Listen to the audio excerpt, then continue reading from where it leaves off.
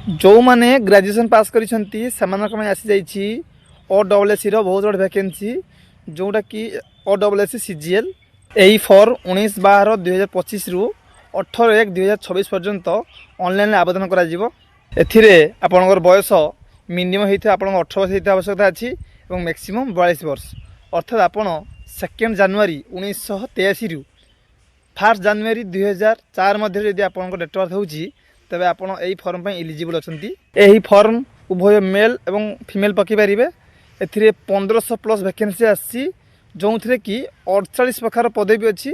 आपन जो पदवी चूज करिवे सेही पदवी रे आपन जॉइन करिवे। ग्रुप बी एवं ग्रुप सी पोस्ट अछि।